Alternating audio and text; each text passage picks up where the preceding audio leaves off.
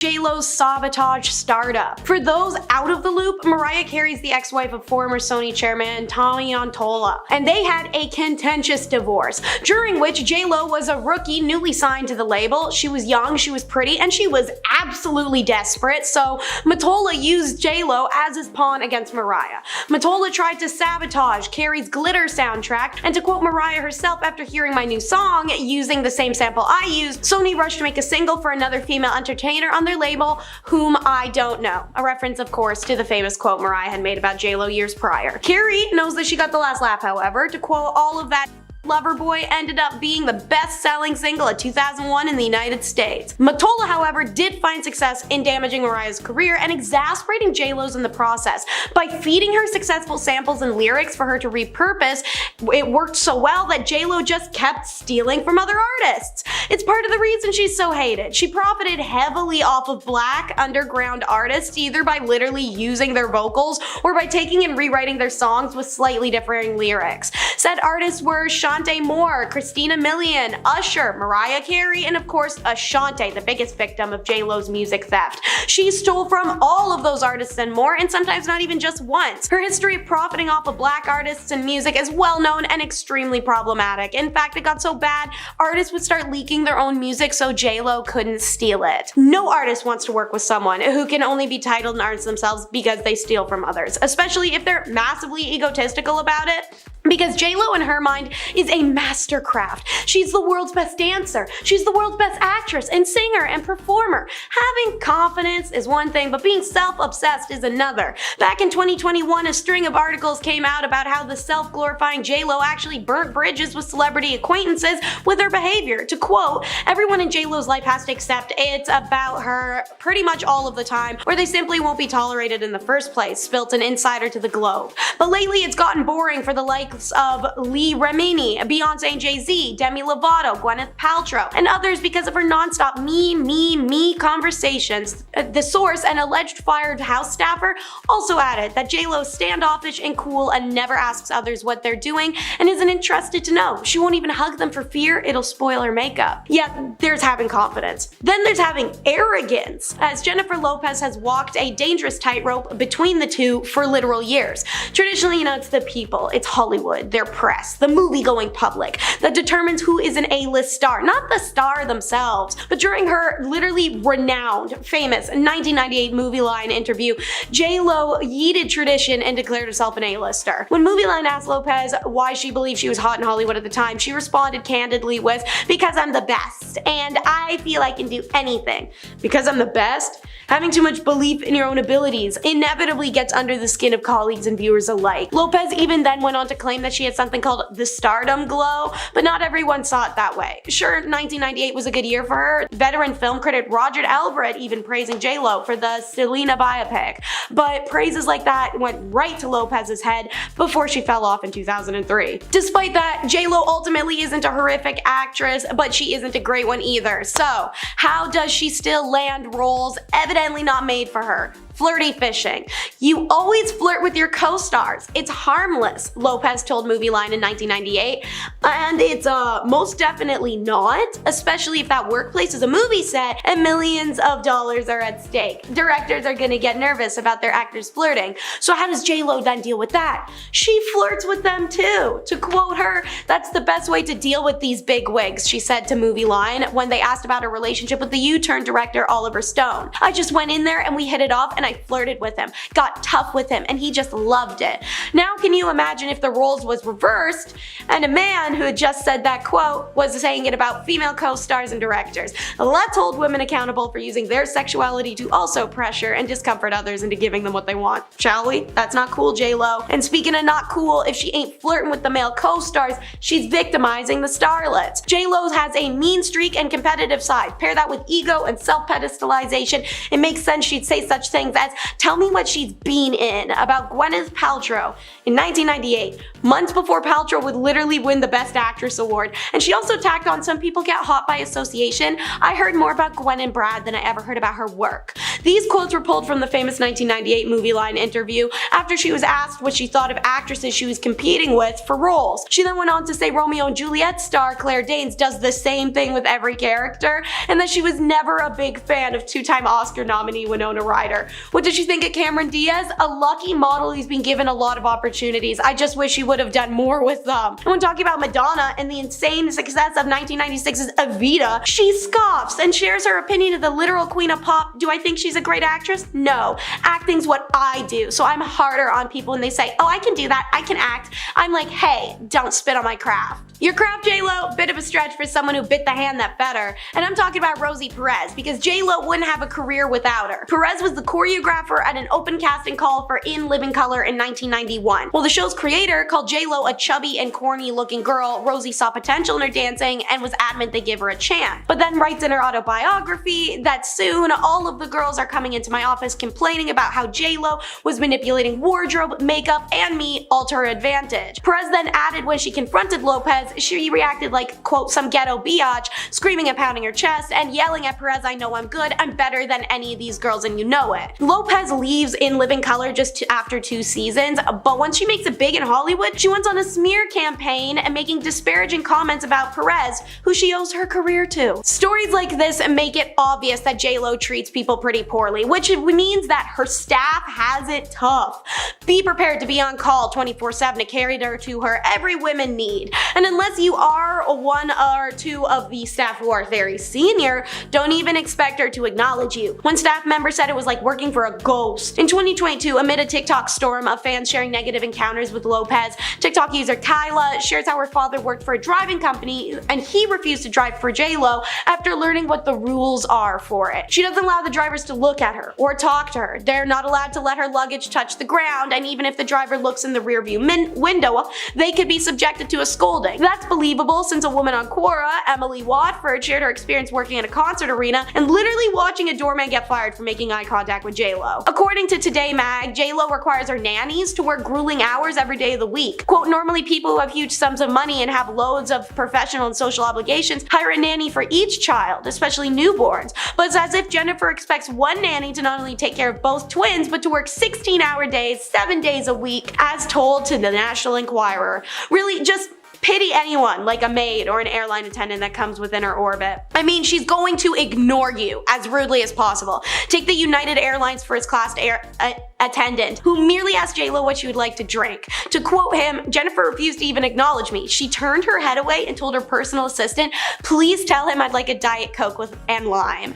It gets a lot worse when you talk about the German hotel maid who dared to knock on her door and politely ask for an autograph. Named Pré Dodage, she said, it took all of my courage and I rang the bell to get an autograph, but I was rejected by 2 assistants at the door. A day later, the cleaning company that employed me called and said Miss Lopez has complained, and I was fired right there on the phone. Lopez then turned around and called the story hurtful and refuted she got anyone fired, but she didn't deny making the call. Anyways, I'd be mortified by something like that myself, but that's honestly J-Lo for you. That's how she treats people. She's completely shameless. This is a woman who will fire you for looking at her and has no concept of why that's not okay. A woman on TikTok, Julia Wang, shared her story of meeting one of J-Lo's backup dancers in Vegas concert where J-Lo was performing and shared how cruelly they were treated, saying if you were pretty or if you were Latina, it was like a game over. She hated you. Oh, J-Lo not being a girl's girl. Please, we've had that established since the Bash of 1998. Wang further went and claimed that J-Lo refused to talk or even look at the backups during their many hours of rehearsal time, except for the occasional eye roll or scoff, and that the only time her demeanor does a 180 is when that men walk into the room. She only treats women poorly because she views them as competition, which, as a woman, is the deadliest 7 sins of girl codes. At number 10, we have 7 limousines. Starting off strong with her gigantic and expensive entourage to walk 3 city blocks. Apparently, she was staying at the Metropolitan when she decided to walk to the Dorchester restaurant, which was 3 blocks away. Instead of having her personalized bodyguards or a small group of people to keep her safe, she insisted she hire 7 limos so she could travel the 200 yards from point A to point B without being bothered. Afterwards, she claimed that exercise and working out is something that makes her the happiest in life. Like, walking 200 yards with a full entourage is truly exercising. The entire situation is so bizarre and out of touch, you can't help but recognize it as diva diva behavior. At number 9, we have how she got someone fired for asking for an autograph. A hotel maid asked her for an autograph, which is totally respectable, because she's literally Jennifer Lopez. But it was how she responded that made her such a diva. When the maid asked her very politely for an autograph, nothing came of it. But a day later, the maid received a phone call from the cleaning company she was employed with to let her know that Jen complained about it, and she was fired from that point on. What makes the situation worse is that the hotel tried to deny it happening to maintain its image. Not only is it shady, but the maid risked it all for little reward. Who would think that Jenny from the block would be such a princess about a fan? At number 8, we have the diamond-encrusted headphones. It makes sense to have sound-canceling headphones with you, especially when you have sensitive ears. But when they're entirely diamond-encrusted and worth almost $6,000, it's too much. One of the more infamous moments she wore the headphones was when she was showing up to the World Music Awards on her personal speedboat. And it wasn't just personalized to her, it was completely custom made, with custom love seats that were faux leather and champagne coolers. But because the boat on the water was just too loud, she had the noise canceling headphones. And like I mentioned before, they were entirely diamond encrusted. Like regular headphones just weren't enough. At number 7, we have how she won't respond to her flight attendants. She has her own private jet with her own personal flight attendants, and she wouldn't even make conversation with them. It was in 2012 when she was in hot water for it because one of her flight attendants came forward saying that she was ghosting her. The attendant in question came up to her and a few of her guests and asked if she wanted anything to drink. Jen looked at her, turned her head away from her, and told her personal assistant to tell the attendant that she would like a Diet Coke with a lime. Obviously, this is jaw-dropping behavior for anyone, even if it is on par for Jen. At number 6, we have $20 million to be a judge. While she was one of the hosts on American Idol, she was charging $20 million a season. And to add to it, she even bought out Simon Cowell for $12 million so she could replace him. And to prove how much of a diva she really is, her appearance alone rejuvenated the show, so they were willing to cough up the big bucks just to keep her. She wouldn't just judge people on their talent though, she would often judge people on how they smelled. But according to her, at least she didn't judge people on how they looked. Like that's any better. At number 5, we have how the construction crew was not allowed to make eye contact with her. It makes sense when one person's staring too aggressively or with weird intentions. But when it's a huge group of people, it's a little excessive, even for diva behavior. She'd hired a crew to refurbish her mansion home, and if she was around them, they were not allowed to make eye contact with her, and they weren't allowed to speak to her at all either. But that's not all. A lot of her previous helpers said the same thing, like her drivers and other caretakers. She actually ended up selling that home for $27 million and bought a new one the same year for $40 million. At number 4, we have how she wouldn't shoot a commercial where she grew up. We know from her song Jenny from the Block that she grew up rough, and she makes it a point to share her story of triumph and overcoming the odds. But when she refused to film in the Bronx, people were taken aback. She makes it a point to seem like she still has strong connections to her roots there, but refuses to film there. It could definitely be for her own safety, but if she was so deeply connected, you would think she'd want to go back. She was actually filming a Fiat commercial, and they wanted to tap into that part of her, but she would only film in LA, and they required a body double to film the scenes that were in the Bronx. I suppose no matter how deep your roots go, fame overcomes that. At number 3, we have her very specific food demands. We know that the diva makes very specific demands, and that doesn't stop when it comes to food or drink. When she was touring back in 2010, she required a completely white room with top to bottom furniture and everything all in white. She also required no catering in the actual room aside from the drinks, which included, but were not limited to, room temperature refrigerated Gatorade, Coca-Cola regular and diet, a lemon wedge with Smart Water specifically, fruit punch, and plain M&Ms. If they weren't plain, she'd freak out. Also, if she was going to receive a piece of apple pie, it had to be a la mode, or else she'd flip her lid as well. As if it wasn't hard enough to keep her happy, any food catering was to be left outside the door by the person bringing it. Another insane food demand of hers is that when she orders breakfast at a hotel, it needs to be piping hot no matter when she arrives or when it arrives to her room. And if it's not, she'll throw a fit. But it's not just a regular order either. It's scrambled eggs, bacon, pancakes, and the rest of the 9 yards. At number 2, we have her specific relationship requests. If you want to be with her, you've got to jump through hoops to prove you're worth the position. When she was still with Alex Rodriguez, she claimed she really loved his physique, but if he ever lost it or let himself go, she wouldn't be able to stay with him because that was a deal breaker, and she wouldn't marry him if it wasn't a guarantee that he would remain his shape. And that's not all. She also said that if they were going to be together, he was banned from speaking to any woman under the age of 40, in case he tried to get any ideas. She was 49 at that time, and him having a conversation with someone younger than her made her jealous and uncomfortable.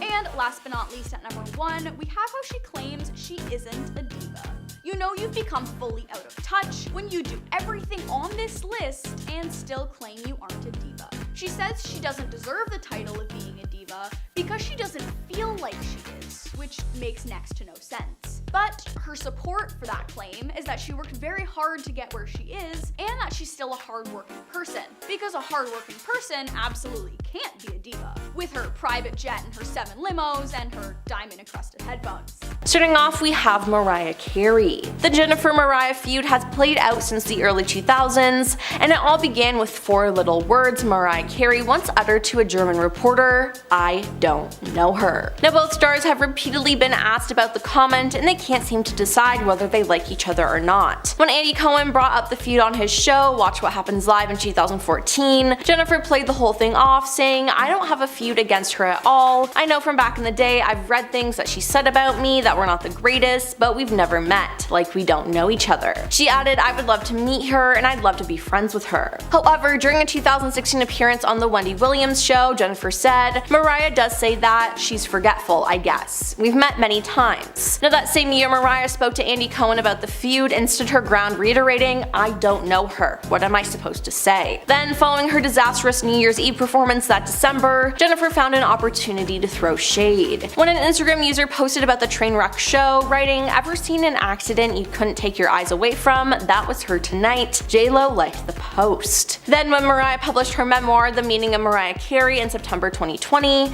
she not only revealed the root of her feud with J-Lo, but she also made sure to throw shade at her. Now, in the book, Mariah slams her ex-husband Tommy Mottola and the then chairman and CEO of Sony Music Entertainment, accusing him of trying to ruin her career and getting Jennifer Lopez involved. Yeah, I don't think they'll be making up anytime soon. Next up is Ojani Noah. Although J-Lo's short-lived marriage to Ojani Noah ended in 1998, it seems her ex can't stand her. Despite the fact that they were only married for 9 months, Noah has been trying to slander his former flame and keep his name in the news by any means possible. In 2006, he set out to publish a tell-all book dubbed The Unknown Truth, a passionate portrait of a serial thriller, which Jennifer stopped with a lawsuit, claiming that her ex was breaking their confidentiality agreement. She was then awarded $545,000 in damages, and Noah was slapped with a court order which forbade him from criticizing, casting in a negative light, or otherwise disparaging Jennifer. Just 3 years later, he then made headlines again when he threatened to release videos taped during the pair's honeymoon,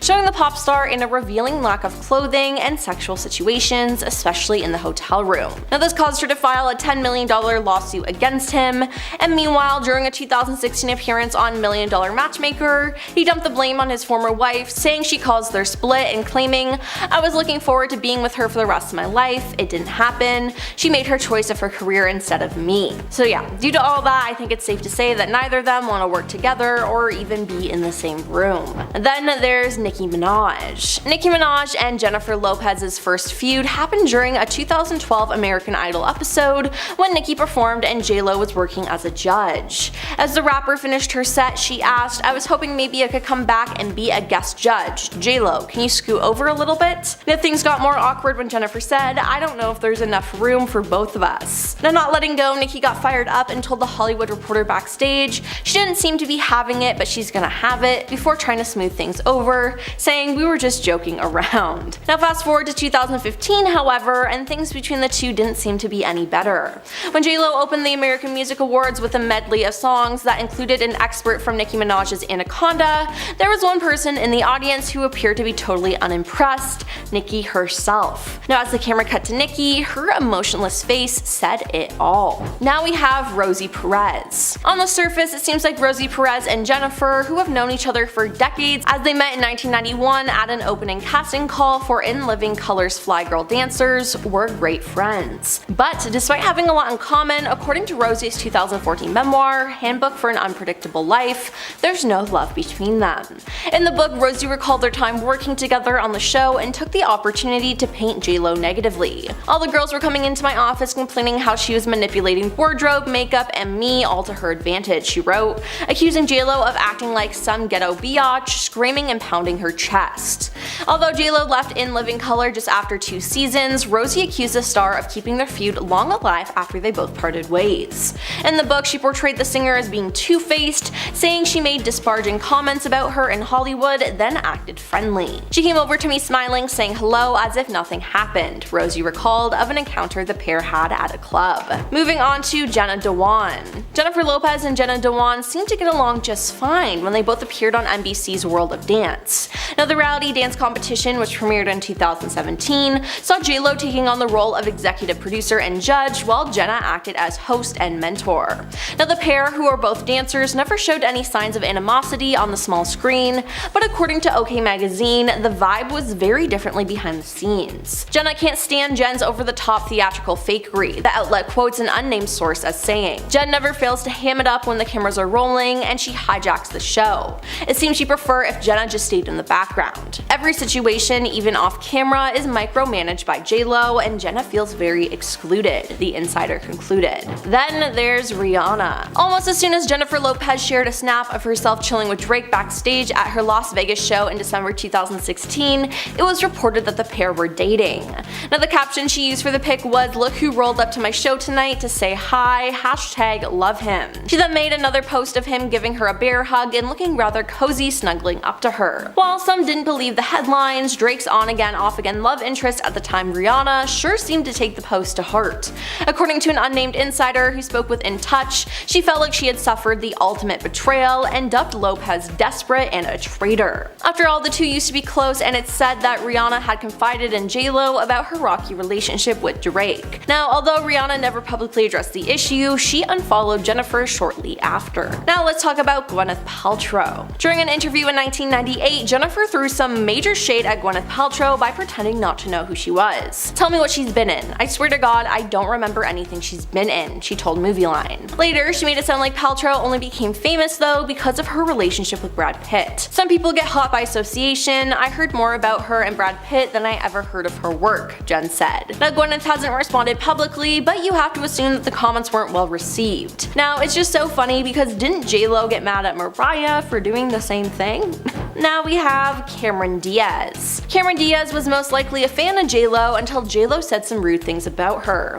Now Jennifer dismissed her, saying she was a lucky model who had been given a lot of opportunities. "I just wish she would have done more with that." Now Cameron in turn has commented on J-Lo's behavior on the set of 2012's What to Expect When You're Expecting. J-Lo pretty much ignored Diaz, and for her part, Cameron has said that the huge entourage that Jennifer insists on bringing along with her, and her tendency to do things like stop in the middle of the scene if she has a meal break schedule, made her difficult, if not impossible, to work with. She said J-Lo should stick to singing, referring to it as her day job. Yeah, it seems like with having that experience, Cameron would not want to be on set with her again. Next is Madonna. Now their feud all began when Madonna was asked who she thinks is the best female singer in the world, and she said Jennifer Lopez was a good actress, but she couldn't sing.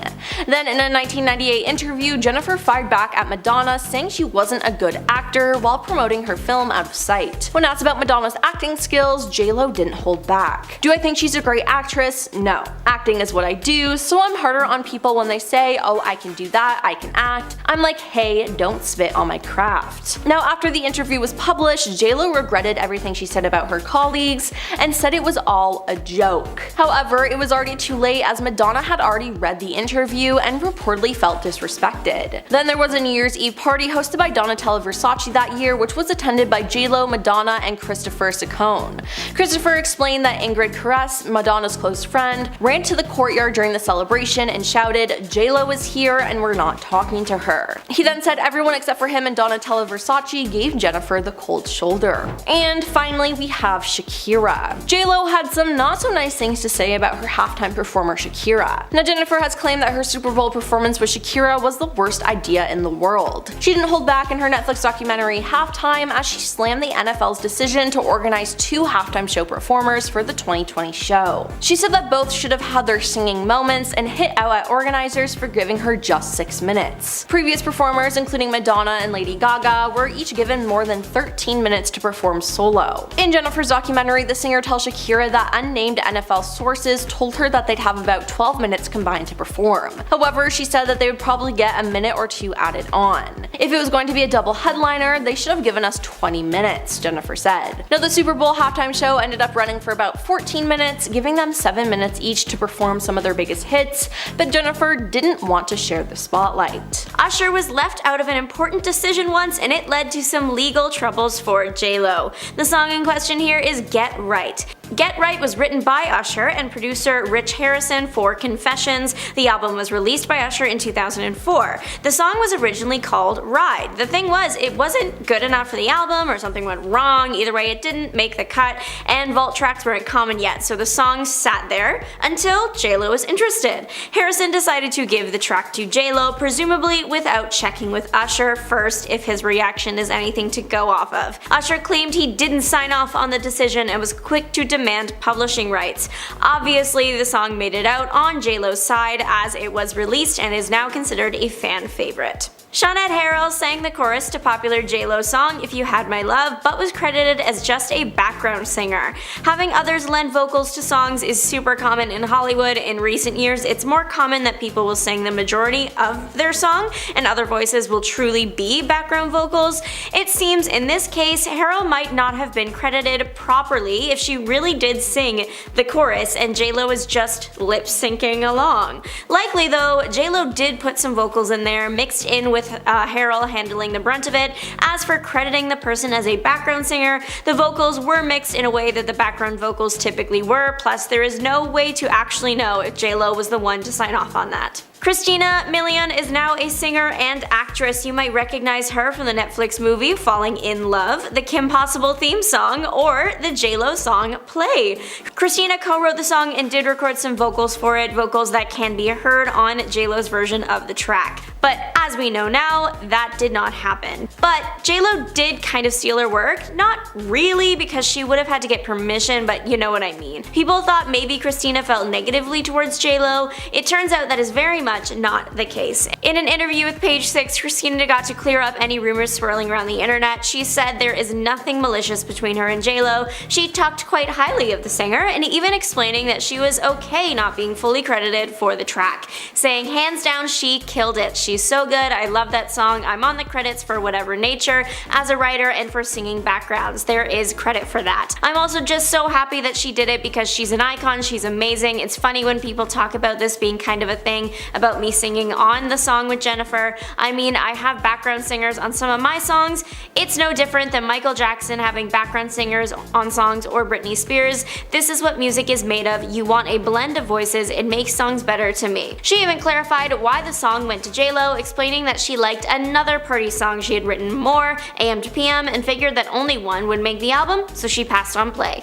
J-Lo caught it and recorded it, doing some rewrites with Christina, and then it was off and hitting the charts. Ironically, it could be argued J-Lo's song, I'm Real, is not very real at all. Ashanti is the real deal here, at least when it comes to the chorus, and ad-libs, and the writing of the song. Allegedly, the song I'm Real by Jennifer Lopez was written by Ashanti. She sung the demo that was given to J-Lo. Usually artists, when they get demos, they just use it to see what the song will sound like. Then they re-record the song because it's their song now and they want their vocals. At least that's what one might think. In this case, and a few more cases that we've looked at and will look at, it looks like J-Lo did not re-record anything, just kept the demo vocals and the ad-libs. Ashanti received credit for background background vocals, but the co-writing credit was nowhere to be found. So while J-Lo likely got permission from either the performer or the company, it wasn't a good look in the eyes of the public. To make the entire situation worse, J-Lo, who is Puerto Rican, used the N-word on the track. That was met with the appropriate response and callouts. I'm Real was so successful that Ashanti did write for J-Lo again, so there must not have been too much bad blood between the women. She came back to write Ain't It Funny, also adding some ad-lib vocals into this song. She did get to appear in the music video for this one. It's hard to imagine any J-Lo song being more popular than Jenny from the Block, but for a brief moment, all I have was the moment. While most of the song was J-Lo's vocals, part of the chorus was sampled from Deborah Law's song Very Special. Very Special came out in 1981 and J-Lo's song in 2002, so quite a bit of time between the two. Sony did get permission to use the sample, however, no one told the original singer, Deborah Law, so she took J-Lo to court. The case was dismissed, she tried again, and it was dismissed again. Specifically, she went to court over the sample, but that doesn't mean it was Law's vocals on the J-Lo track. The part of the chorus that wasn't J-Lo was a woman named Makeba Riddick. Riddick was with Rock Nation at the time. Makeba does have a connection to another famous track, Love the Way You Lie, featuring Rihanna. She produced Rihanna's vocals. This one is mainly a fan rumor and speculation. Kunela Cox was a background singer on Jennifer Lopez's tours and was possibly a vocalist on her hit song Love Don't Cost a Thing. Love Don't Cost a Thing is one of J-Lo's biggest hits, so it makes sense it would eventually be examined with a magnifying glass, or I guess just a good ear to pick apart to see if J-Lo is singing. Some fans would argue that in parts of the song, she isn't, that instead of J-Lo's vocals being heard, it's actually Cox. Cox is not that big of an artist, unfortunately, though she is very talented. She released some of her own music and albums back in the early 2000s, but they didn't do very well. A leaked demo caused people to listen to Lopez's signature track, Jenny from the Block, a little more closely, as it was rumored that J-Lo didn't even sing part of her most popular tune, and that some vocals actually belonged to Natasha Ramos. Of all the people on this list, Natasha is probably one of the most outspoken. She has used her multiple social media accounts to prove her involvement with the hit song. Using her X account, she tweets out her demo for the song, telling people to compare for yourselves. However, that was mainly in response to people saying she was lying about ever being involved with the track. Back in 2019, she tweeted a short summary of her involvement, writing, "I just want to clarify something. J-Lo did indeed go into the studio and lay down some background vocals over mine. So I wouldn't say she's so much lip syncing, however the backgrounds are predominantly me, some ad-libs and laughs as well." So that is nice to get cleared up. J-Lo is technically still singing her biggest song, just with a little more help than we may have thought. Social media star Samantha Barbash was the inspiration behind the critically acclaimed film Hustlers, produced and starring Jennifer Lopez. Samantha, however, does not appreciate the film and actually sued J-Lo and her company for defamation. Samantha shared her perspective on the situation in an interview with TMZ. She said, "They basically stole my story. I wouldn't sign my rights away. I wasn't giving away my film and TV rights for peanuts. J-Lo doesn't work for free, why would I?" Further claiming that 87% of the film made was wrong. Samantha's case was ultimately dismissed. Brandy might have been the one mad at J-Lo for taking her song, but she has also now accidentally, maybe purposely, roped herself into the feud between Mariah Carey and J-Lo. Let's start with the Brandy drama. Brandy wrote a song called Ride or Die for her album Aphrodisiac. The problem was there was a bunch of delays with the album, and for some reason those delays meant that Brandy no longer had the song and it went to J-Lo for her Rebirth album. Ride or Die did still keep quite a few Brandy vocals though, which I can only imagine added fuel to the feud fire. How did Brandy get into the decades-long feud with Mariah and J-Lo though? Well, she posted a picture with Carey in 2017 and captioned it #SheKnowsMe, to which Carey confirmed in the comments, "I sure do." This exchange might mean nothing to the average person, but to J-Lo fans this was a declaration of war. See, back in the early 2000s when J-Lo was starting to become a major name and Mariah Carey was releasing hits left and right, Carey was on a red carpet and the topic moved to Lopez, to which Carey replied with, "I don't know her." Such a simple sentence, and yet it ignited decades-long feud, so that's what J-Lo fans believe Brandy was referencing with her hashtag caption. but that one little comment on Carrie's part could not have possibly been the thing to ignite the feud. Maybe the straw that broke the camel's back, but it certainly wasn't the first thing to happen between the pair. The first big step was probably, if you look at it from Mariah Carey's perspective, when J-Lo stole a never-before sampled song from her ahead of her album release. That was pretty bad. The song that had never been sampled before was Firecracker by Yellow Magic Orchestra. Mariah wanted it for her upcoming song Loverboy, so she of course applied for a license. The only thing was her ex-husband must have hated her because he also applied for the same song, and unfortunately for Carey, beat her out. So J-Lo's track I'm Real got the sample, and it also featured vocals from another singer named Shailene Thomas. Presumably this fiasco is what sparked the flames of the feud. Number 10. Mariah Carey. This celebrity feud is legendary, so it's only fair that we start off with this one. J-Lo and Mariah Carey have been at each other's throats since the early 2000s. In fact, most people remember the iconic line that Mariah told a German reporter, "I don't know her." Although it sounds hilarious, Mariah has maintained her negative opinion of J-Lo all these years. For example, an interviewer once asked her what she thought about Beyonce and Jennifer Lopez, and she responded by saying that they don't even belong in the same category for a very specific reason. Well, it's hard. You can't really put those two people in the same category because one is in a really different generation. They just started singing later. But when you talk about Beyonce, I think she's wonderful, she's great, she's a talented person. But it seemed that she forgot to compliment J-Lo as well. A few years later, Carey spoke to Andy Cohen and doubled down on her comments. Quote, "I don't know her, what am I supposed to say? It looks like it'll take a miracle for these two iconic performers to ever be on good terms." Number 9. Rihanna. There are several celebrities who can't stand Jennifer Lopez, but one of the biggest critics of the iconic singer is Rihanna. These two former best friends had a serious falling out in 2016 for the oldest reason in the book. They were fighting over the same guy. Before the feud began, Rihanna and J-Lo were friendly to each other and had no reason for animosity.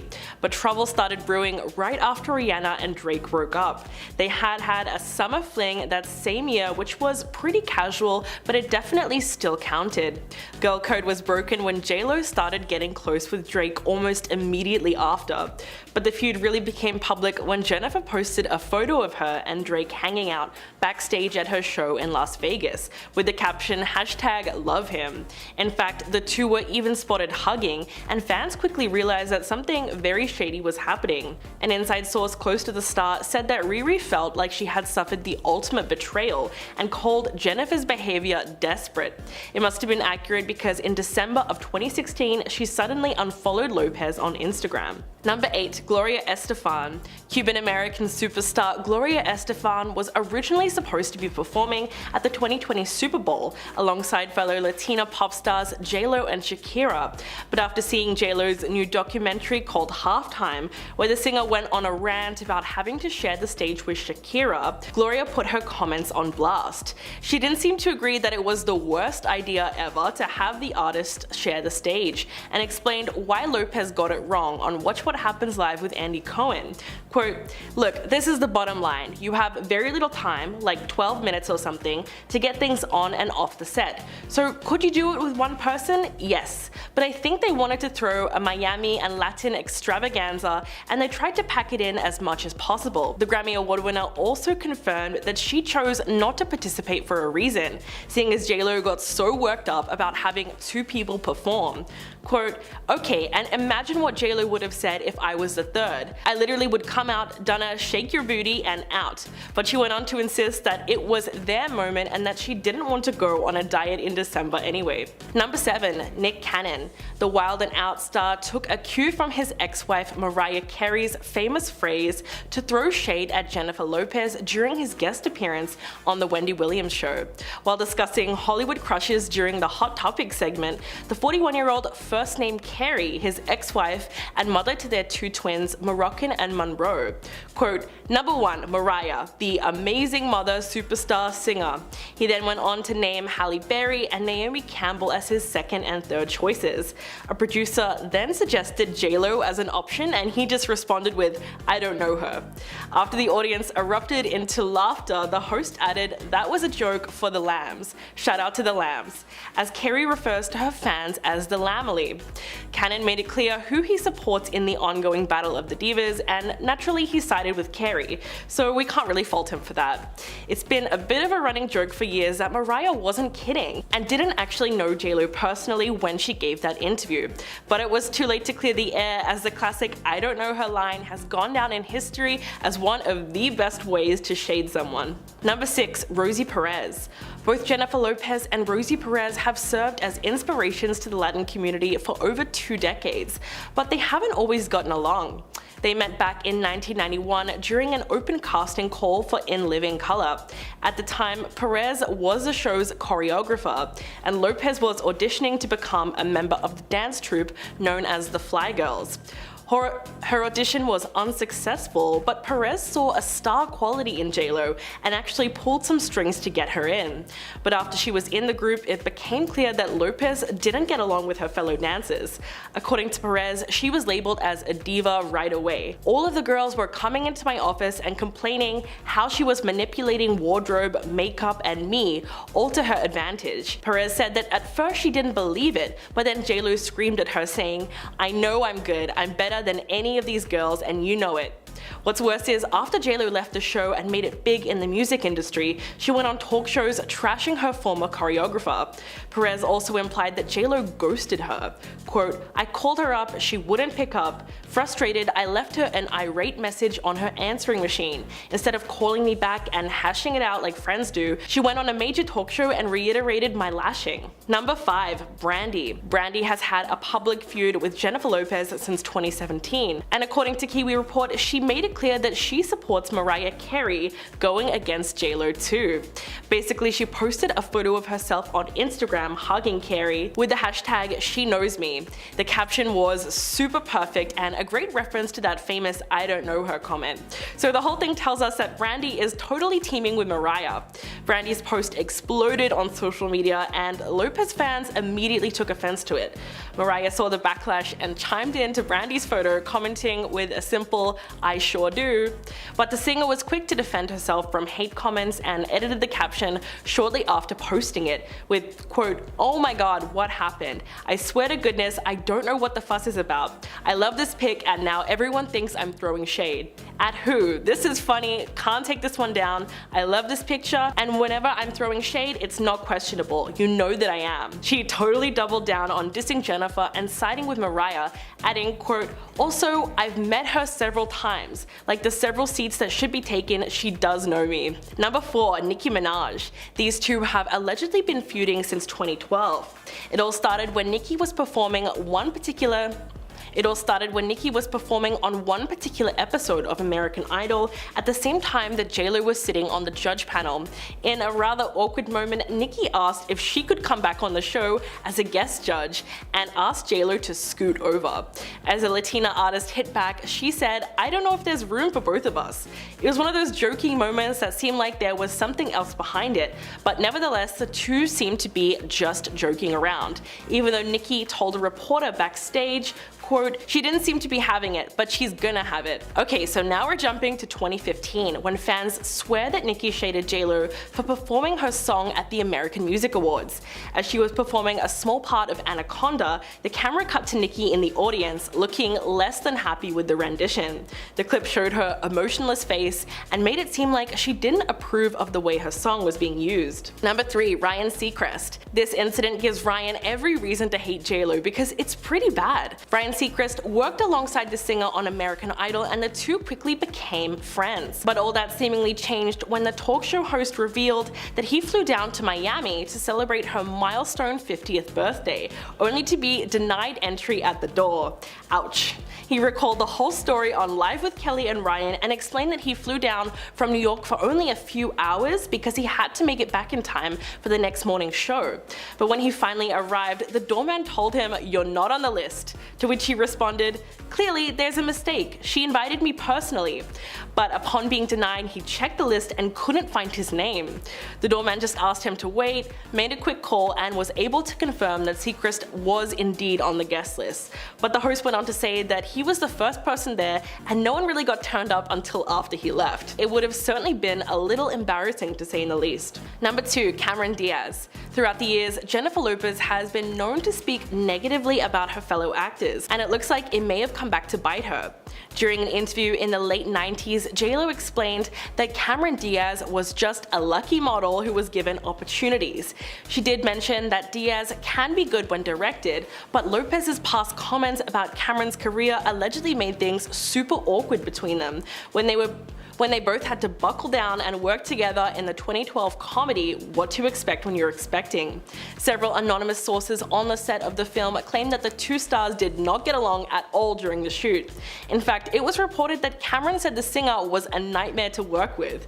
Quote, she even said that Jen should stick to her day job, meaning American Idol and singing. According to The Insider, JLo demanded to eat at specific times, no matter what, and stops working when it suits her, and she had her assistant run over to her with food. This is what allegedly drove Cameron crazy. Another source claimed that the co-stars actively avoided one another while filming, and tensions were thick. Number 1. Ojani Noah. The former couple were married on February 22nd, 1997, and got divorced barely 1 year later, in January of 1998. It was so long ago that you would think Ojani has moved on from the relationship, but apparently he's still holding on to a bit of resentment. In fact, Jennifer's former flame was out to make a buck off their brief marriage by trying to expose revealing videos from their honeymoon.